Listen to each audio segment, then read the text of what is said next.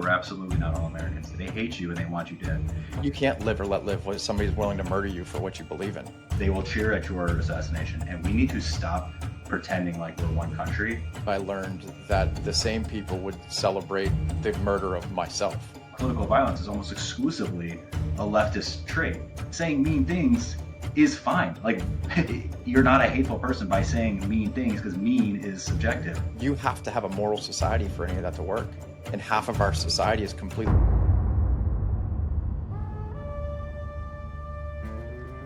Yay, good afternoon, Hans, and everybody. Welcome back to the next episode of Remnant Finance Podcast. What's going on, man? Yeah, we're back in action. Feels like I think the last two, when this comes out, will be call I did with Joe Withrow on interest rates, and then with one of our clients, Will Light. So yeah, it's good to be back. You had a pretty cool conference you were at last week with Tom Woods, right? Yeah, I went down there for a little training with Tom Woods, and I plan to stay for what he calls the unconference, which is super cool. It's like he hosts a conference where there might be one or two special speakers, maybe three, but then there's three rooms and people come and speak. The attendees speak on whatever their topic of expertise is or whatever it is they want to talk about. So you can choose on all the time slots of like which room you want to go in based on topics. And it's cool because it's just a huge room full of like-minded people that, just like this, like if you just interview random people, you find out most people are good and you can just have fantastic conversations or listen to fantastic speeches and learn about all kinds of things. It's really cool. Unfortunately, some stuff happened at home and I had to leave before the unconference started, but I was intending to be down there for the whole 5 days. I did a 3-day training with Tom. That was absolutely awesome. It's just, he surrounds himself with some phenomenal people. Learned a lot, but man, what a weighty week, since we last talked. What a crazy week in the news and the things that have happened around the world, starting with the full video that was published. I mean, it happened the prior week or happened weeks prior, I believe, but of the Ukrainian girl on the train, it started there. It created a national uproar. And of course, midweek was the Charlie Kirk shooting.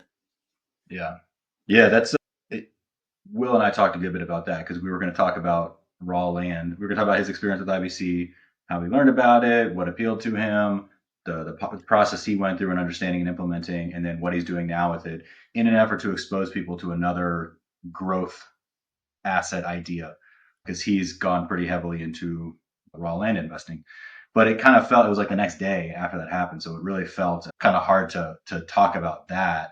And so I'd say 75% of the podcast was not about that, but that all last week, when we talk about a lot of the unfiltered takes we have on culture and morality on this podcast, I feel like in the last, those two instances in particular, validated and vindicated everything we've been saying as far as the need to get a strong local community, get out of cities, be above all protect your family and appreciate the time you have with them, because that was tragic and just very, that was a heavy one. I took some time off on Friday, and like on Wednesday when that happened, I just told my wife like we had plans Thursday already, but our work stuff. But I said we're just gonna go hiking and I just want to hang out like with the family on Friday, because that Charlie Kirk didn't wake up thinking that it was his last day at 31 years old,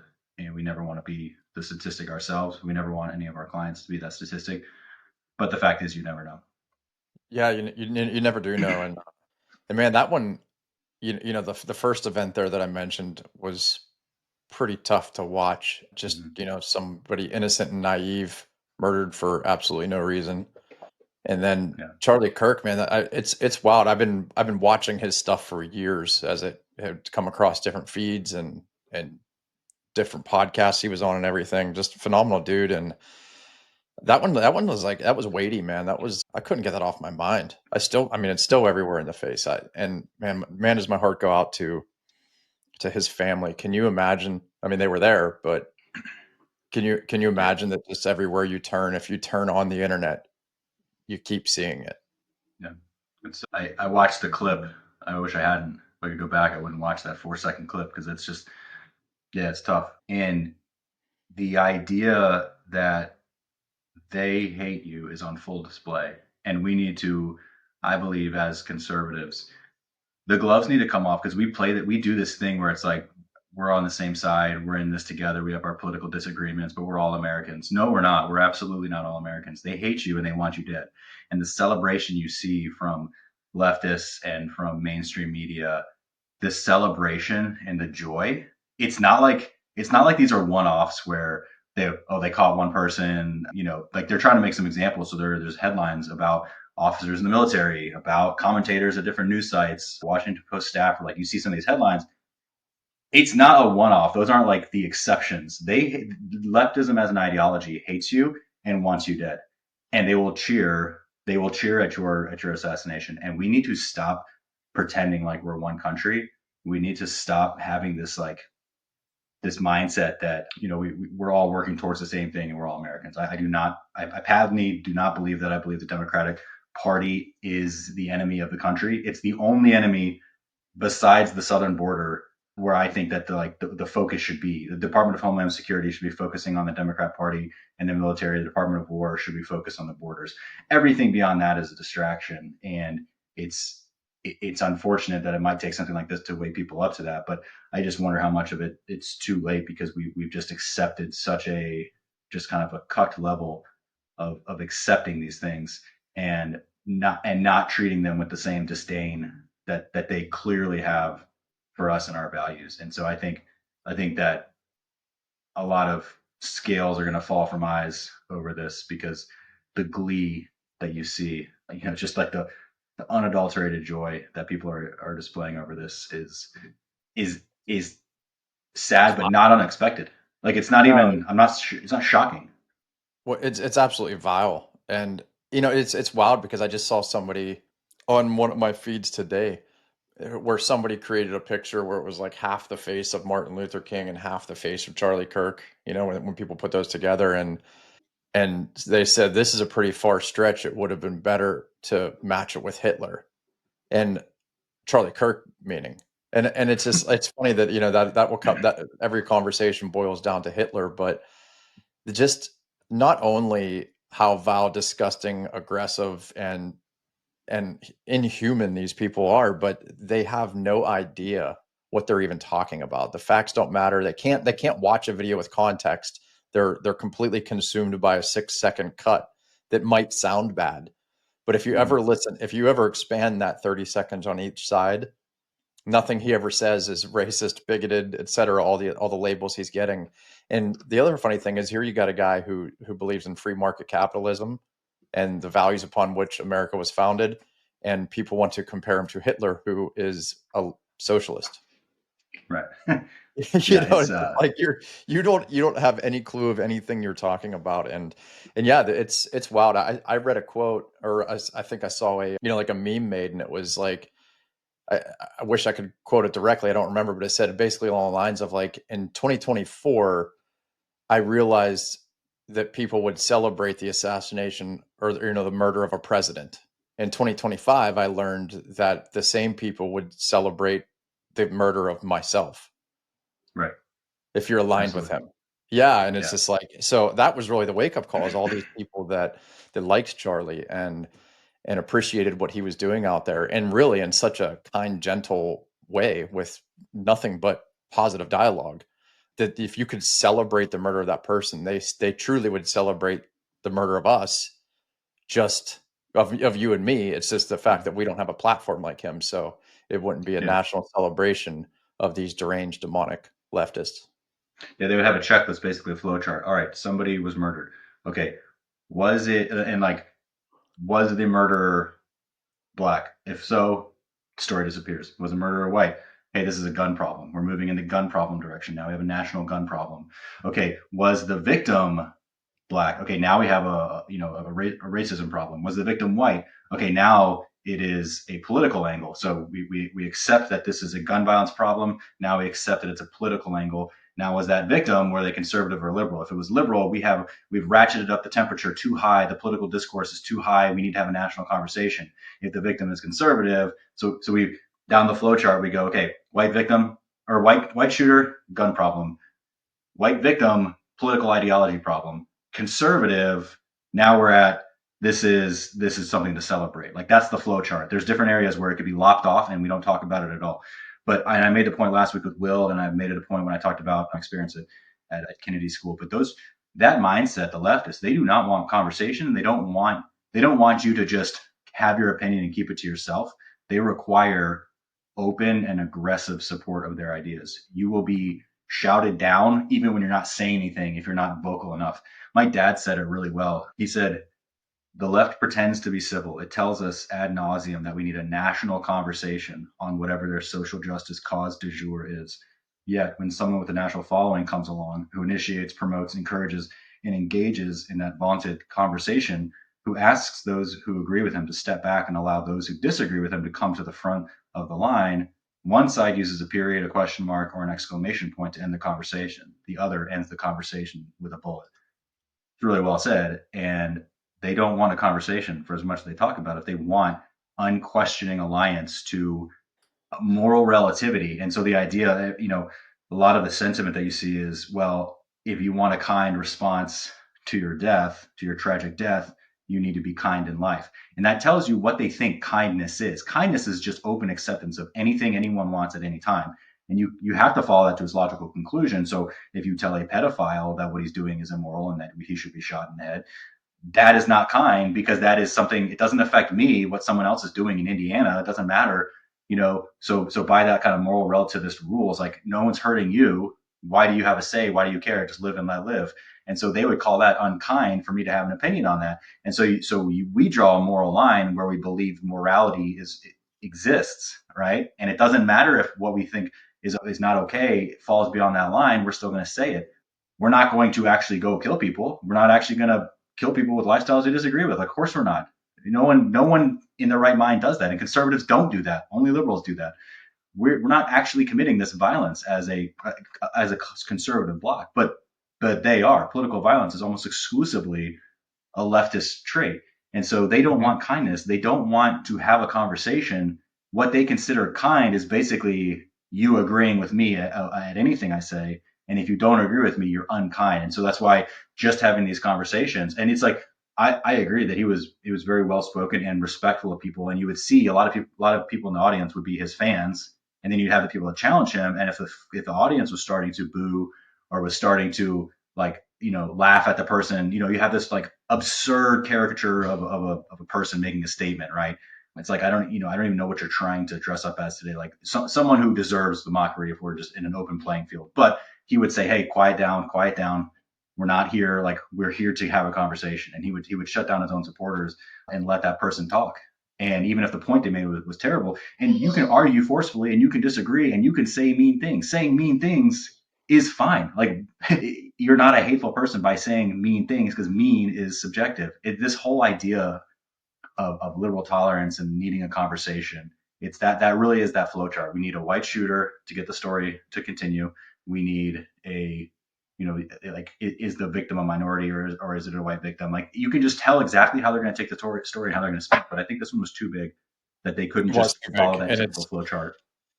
and I think it's moved a lot of people, and this is unfortunately because his death wasn't worth it, but is having a big impact on the population. And Yeah. then the next thing that I've noticed about all of this is, and it just shows a fundamental misunderstanding of the First Amendment. But I saw some things on X about people were getting like upset that, like, hey, it's their First Amendment right to be able to express their opinion on something, and now they're losing their jobs and their livelihoods over it. I actually got a little bit of a kick out of that because, one, I believe that everybody should be an at-will employee, and if our company hired somebody that we thought was going to be wrought to the culture that we want in our company, we have the right to let them go. Right. You're just, maybe you shouldn't express those opinions if they're going to be counter to the culture we want to create. And but beyond that, I got a laugh out of it because not only do they have this fundamental misunderstanding of what the First Amendment actually means, but these are the exact same people that were hoping that we would be cut out of society for wanting bodily autonomy when it came Right. time for the shot that we resisted and how we came together. So if we don't get the medication, the pharmaceutical that they want us to take, we should be cut out of grocery stores. We should be cut out of restaurants. We shouldn't be able to use public transportation. We should be fired from our jobs and basically left to rot, starve, and our families fall apart, lose our homes, everything. So Yeah, have your kids they taken were from you. completely okay if we don't take the medicine they want with that happening to people that didn't agree with them. But now they think that everybody should let people speak as they want to and not have any Mhm. repercussions in their personal lives. It's the Yeah. exact same people. So I find it ironic that they have no principle to stand on and they have no conviction anywhere. It's just whatever best suits their ideology. Yeah, cancel culture is exclusively their domain, right? Yeah. And that's an example, I think, of where we need to give up this facade of oneness. And I'm a big fan of Ron Paul and listen to his podcast every day. But his co-host Daniel McAdams was saying like, hey, when did the right become now are we really trying to do this? Are we trying to cancel people over speech? And that's to me, I get what he's saying, but at the same time, you got like this is not going to stop. They're going to keep going because they're enabled because we never ever fight back. Like nobody, I don't think in history.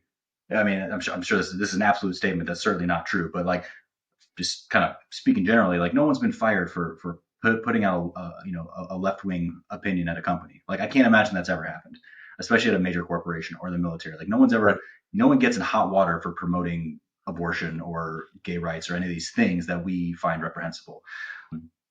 For the first time, that the side of the aisle that exclusively dominates and promotes and created cancel culture, the first hint of any kind of retaliation, losing their minds. And so I'm not of the opinion that like, oh, we shouldn't stoop to their levels. No, their levels are leading to assassinations and they're getting people so angry that they will do things like this and cheer it on. And so no, stooping to their level, I don't think that's the problem. I think the problem is that we kind of try to take this moral high ground, like we all believe in the Constitution. Like the Constitution is a document that we all respect and uphold and adhere to, and we have different opinions underneath that umbrella. And that's not the case at all. They would shred it if they could.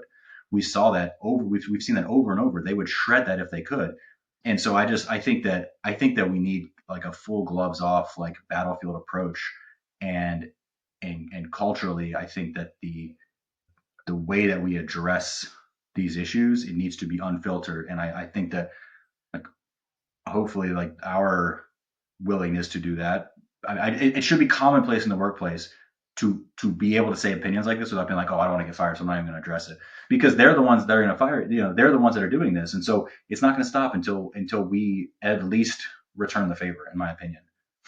Yeah, but I do think that, and this is a good thing about so many people, who never even followed Charlie Kirk or weren't, he wasn't really part of their algorithm that he popped up like he would mine or yours in any kind of social media context. One of the great things is when this happened, people started listening to him and they hear all these negative things about him because of that. And so they go and they're watching these videos. And there are more and more people hearing the message of Christ and Christ's resurrection because of that, which is incredible. But honestly, that's the first step for all of this. That's the biggest problem that is no longer a part of the. I don't want to say it's not a part of the culture, but it's not part of the public domain. You're almost like people shy away from speaking about Christ and from speaking about Christianity, and it's pushed down. But like you said, you can say anything you want to about abortion and women's rights and those sorts of things, as it, because murder's a right, apparently. And that's really what his number one message was. Yeah, he talked about politics and he talked about immigration and he talked about all these things from the conservative political view, but his number one message was always Christ. And that's what they really hate. If you boiled it all the way down, it's not because he said things that they disagree with politically. It's because that was the number one message, and it was winning people Mm-hmm. from the conservative side. And I think that's the ultimate answer and what we're missing. My dad talked about the fear of God being missing, and it's not like Hmm. there's the loving side of God, and there's also the side that you should be like Afraid of. fearful of Yes. because these aren't empty threats, and this is like I think we're just so comfortable. We have no threats in our lives. We're just house cats, especially in America, and so we have no no reason to rock the boat or just disrupt the comfort. And so I think we definitely lose sight of that like there's a larger battle. And I mean, I think that it, you're getting into and I'm not an expert in any of this kind of stuff. I mean, not even not an expert. Like I don't know what I'm talking about, but like clearly, I think that the leftist ideology is demonic, and I think that was on full display that the subway stabbing, and of course, like go back to my flowchart, the very first decision point in the flowchart, we're going to bury the story as best we can because it doesn't fit a narrative. This isn't a gun Right. violence problem. This isn't a societal violence. Like we can chop this narrative off at the very first decision point and try to bury this. Fortunately, I mean not unfortunately, the what came out, the video was so gruesome that you couldn't bury it, and it was just so evil. And I think that like that is personification of the evil that we're dealing with. And if we just treat it like a political discourse issue, we're going to lose because they don't want political discourse. They want you dead. Yeah, and there, it's wild, but the last few years have, because I was always for probably 20 years now been more of a libertarian mindset, like a live and let live, non-aggression principle. Government, well, government is always bad. I still totally agree with that.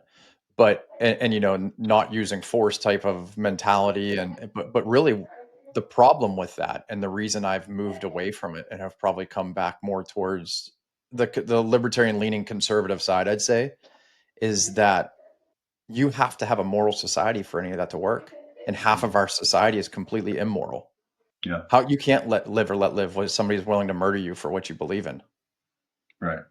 And you Yeah. can't, So the idea, the libertarian idea. I think it's like it's to me that philosophy is based on recognizing a valid problem, which is that there is a uniparty in Washington. The Republicans are Democrats and red ties. There's no like the system itself is built for what we have. It's not like it's not like the system going off track. Like having this two-party system is going to lead to what we have. It's a uniparty, and so I think there's a valid recognition of the problem, but I think the response, like the coherent libertarian platform, is self-defeating because it hinges essentially on moral relativity while trying to eliminate the state, which is the guardrail. Like I'm not fully anti-state in that the FBI might be fully corrupt at the top, right? We might, James Comey is like just like or like the police commissioner might be fully corrupt and a bad, bribing and all this stuff. But like you want your beat cops, you want people out there. Like absolutely. if I'm walking around at night, I want the state, I want the police force out there. If my wife and daughters are outside at night, like I want there to be police there, and I think the majority of those people are good people. Same with the military, especially under Biden and under Lloyd Austin, like the top levels, the Pentagon was corrupt leftists to the core. But the men and women in the military are mostly good people. Same thing with Right. the FBI. Like your rank and file FBI agent who's out there like going like the attack the missions and the rescue mission essentially that a lot of FBI agents do for child trafficking is invaluable, right? But that doesn't mean like the top of the FBI is not corrupt. So I'm not fully against the state and state agents and state entities. I think we need those guardrails in place, especially if we're going to have a libertarian philosophy of live or let live. If you're going to say that, like that's why it's incoherent to me, and I don't fully buy it, Yeah. even though I get the resistance. Yeah, I do too. Like I said, I've moved away from it. But then I look at, like, even thinking from that side, look at DC. And while I don't want our National Guard policing the cities, it it in 1 week, that use of potential force, because there wasn't even any real force, that use of potential force changed it from an unfettered cesspool of crime to a place that you can now walk hand in hand with your daughter right now. That could change back quickly. Like it's supposed to be in our own nation's capital. It was just a crime bed. Yeah, A potential use of force changed that almost overnight. And so you sit on both sides of that. Like, do you really want your military like policing the streets? No. But what's worse, that where I can walk right past them, they're not even going to acknowledge my existence. But I couldn't have done that in DC at 10 p.m. on Friday. yeah, Yeah. Anyway, so speaking of, you know, bringing Christ back to the culture, there's no better time than now to give your life to Christ, because our natural tendency is to fill the time envelope and always believe we have another day, which and you don't always necessarily have another day. And Yeah. somebody to lead into the infinite banking talk, a guy named Northcote Parkinson wrote a pamphlet called Parkinson's Law. And the primary thing of that was work expands to meet the time envelope allowed. And people do that too. They think that they can put off their salvation until later and really and get their life together and get that in order. But there's no time like the present. And it sort of fits into Parkinson's law in a way. Like I said, work expands to meet the time envelope allowed. From Becoming Your Own Banker, page 28, he said, check it out. Give a person a job to do and give them a time limit of 3 days to complete it. You can bet the grocery store money that it won't get done until late on the third day. Now assign that same job, but allow 30 days for its completion, and you should not be surprised that it is finished late on the 30th day. And he also noted that a luxury once enjoyed becomes a necessity. Can you remember when we did not have air-conditioned automobiles? Not a lot of our audience even probably remembers that, but think back to before we had heated seats in the cars. Would you think of buying one without air conditioner or without heated seats once you've enjoyed that? Probably not. He also said expenses rise to equal income. Is it true? Income is limited for us all, but our wishes far exceed our ability to fund. When a pay raise comes along, it is very quickly absorbed by a new definition of necessities. Now, we've talked a lot about that lifestyle inflation, and it fits right into Parkinson's law here. We can all relate to that idea in college. You know, you have an essay to write. It's like, it's just so accurate that if you're given 3 days, you'll finish it on the third day. If you're given one day, you'll finish it that day. And if you're given 30 days, you know, like that shouldn't be a revelation or surprise to anyone. We all can understand that, and that putting that pressure on you to get something done, or if you don't have the pressure, you're going to respond differently. It's just a natural tendency. Yeah, And my and my that my philosophy in college was always if I wait to the last minute, it only takes me 1 minute. yeah, exactly. But think about, how do we think about this in the larger problem? This part of Becoming Your Own Banker, page 28, if you've got your book, it's literally called The Human Problems, is part two. And so, yeah, it's funny to think about doing an essay at the last minute, you know, only taking 1 minute. But let's think about your life. Let's think about Charlie Kirk. Like all of the things, you know, if you give yourself a whole lifetime that you're expecting in order to do the things you want to do, have this memory with your family, take this trip, you know, all of your timeline for your life, if you allow yourself to delay all of these things, you might not get there. And I think that's a, not to say that, you know, we just indulge right now and we don't have any kind of future provisions. Like our company is fully devoted to preparing and thinking long range, very much so. But at the same time, if your mental time frame of how long you have to do these things that you're putting off is you have 60 more years to do it, you might not get there. And there's a lot of things that I'm sure that if you could give Charlie another year, that he would do, that were being put off. And then with the money too, you know, the finances on that side, the luxury once enjoyed becomes a necessity. Think of getting a phone without like a touch screen. You know, imagine going back to a phone that had buttons that you had to click for the keys. Like, and while we might not all remember cars without air conditioning, I don't think I can, but we can all remember a time without phones or with flip phones, you know, the little razor thin slide phone, whatever. It's like at the time when I got an iPhone for the first time, I think I was in flight school, and I I was like, this is crazy, like how much power I have. But now if you give me an iPhone 2 or iPhone 1, whatever it is, like this thing is such a piece. Like can't even do anything with this, right? And so we get so used to it, but that's where the most important analogy as far as finances go is the expenses rise to equal income element of it. And that's a conversation I had yesterday. But that ties in really well with the idea of currents and how we talk about that.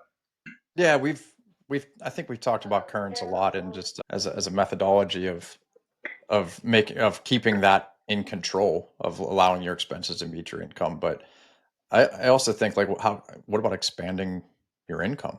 We've kind of beat up the currents thing and about control and the flow of income before, and as a methodology to kind of combat Parkinson's law and Yeah. allow those future income increases to be captured for future wealth preservation while at the same time increasing your lifestyle to a certain degree that you choose. But I also think that another thing on that is just infinite banking in itself by creating a guaranteed savings environment, that you are promising to do when you set a premium schedule. And you can even set a premium schedule that has flexible PUAs where you can expand upon that.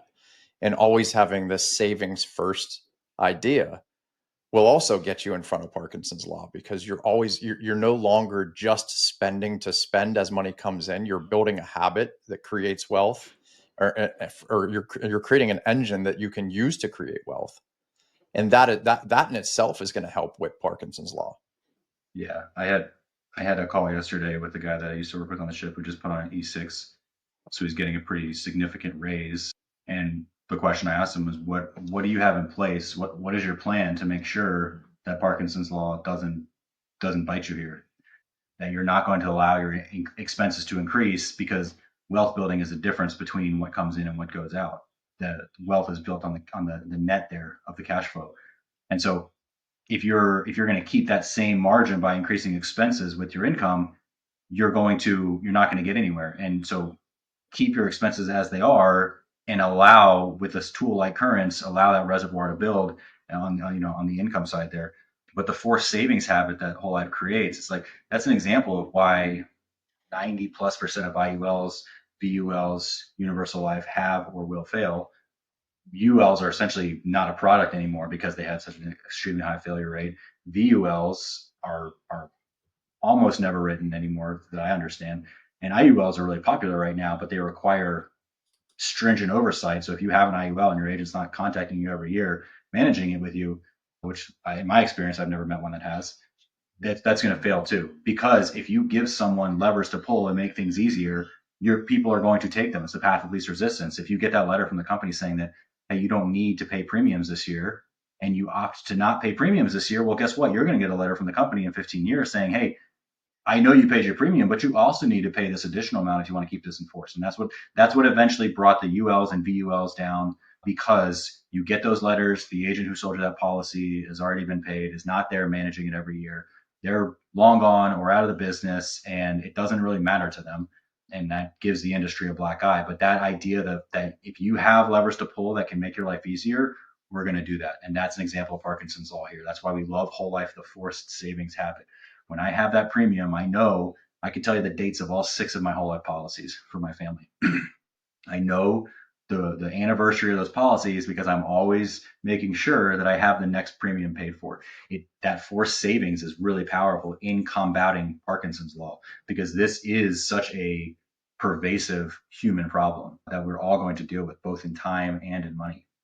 Yeah, and like you said, it expands into every area of your life. It's not even just the money thing, but it expands in every area of your life. And by creating that what I consider, well, somewhat perfect savings habit, and I say somewhat because as your income expands, so does your capacity to save more, which is an expansion of your IBC system. But by perfecting that, you're mitigating Parkinson's law in effect, because now you're putting your money into the most efficient vehicle that we know of. So in 5 years, in 10 years, in 15, 20, 30, 45 years, the expansion of your money will far exceed your lifestyle. And the things you've done with that, the external rate of return, can far exceed that lifestyle increase that you would normally fit, all by starting with a small savings habit. So it's a beautiful way to start to combat that problem that I know I lived prior to finding this. It was just, it's like, I can remember our first budget married when I got out of pilot training. We moved back to the area, and it was like we could live on $3,000 a month. And I mean, besides, if I don't even factor in the inflation side of that, like by the time I pinned on O3 and had which was a really big pay raise for anybody that doesn't know what I'm talking about there. It was like by the time I got the next rank and income expanded, all of a sudden I was spending $4,200 a month or whatever it was at the time. And it's just like, I don't Yeah. even know how that happened or where it went or what I had to show for it before I started putting this into practice in my life. Yeah, if you look at a ready room and a squadron, the difference in pay from O2 to O3 percentage wise is enormous. And you would think that there would be a big difference in what O3s had versus O2s, but I remember there was no difference at all, because that raise would just get eaten up by expenses. And I've yet to meet a client that would not love to go back and apply what they know now, especially as they're learning this concept, and just think how much they could have corralled that was just the dam, wasn't even built at the time. It's just money flows in, money flows out. And if you're not doing something to flow to like stop up that dam so that you control the outflows, it's all going to keep flowing through because it's going to, the water's going to find its level. It's going to keep going, and it's not going to stop with you if you don't do something about it. And that's just so it's such a powerful way between currents and between having this forced savings that has guarantees and compounds indefinitely with certainty. Like what you can put in place now is building that dam. Yeah, and by starting to build that dam, it gives us the possibility of increasing that through, like I sort of mentioned, the external rate of return. And a couple episodes ago, we talked about the low stress trading, and it's just like, all right, so now what can I do to further expand that, which will allow me to increase my income, or I'm sorry, which will allow me to increase my lifestyle while at the same time increasing my income even more exponentially by getting those dollars working in more places than one. Now, of course, when we talk about IBC, we talk about it as a savings place, and we think the very first thing it ought to be is an emergency and opportunity fund. But when you get beyond that point of capturing some of that flow of money through currents, through your policies, to the point where you do have a nice emergency fund and a nice cushion, it's time to start investing that money and getting your money working in multiple places at one time. And that's really the ideal way to both increase income while at the same time you can increase your lifestyle beyond what it is now in a secure way with that protective barrier around it of always, keeping security on the capital, the principal of the money. Though some ways that infinite banking it can also, mitigate Parkinson's law and that lifestyle creep is when you get that huge salary bump, instead of banking the difference and instead of ultimately spending the difference, put it into a policy. So you don't need to upgrade the car right away. Right away, you don't need to take another payment. Your savings rate, I mean, nothing really needs to change in your life when you get a massive pay raise. So by funneling that into a place that with policy premiums and increased PUAs, your lifestyle won't balloon. It's capturing your system, and you're still forced to live the same lifestyle while creating a pool of capital to do more things.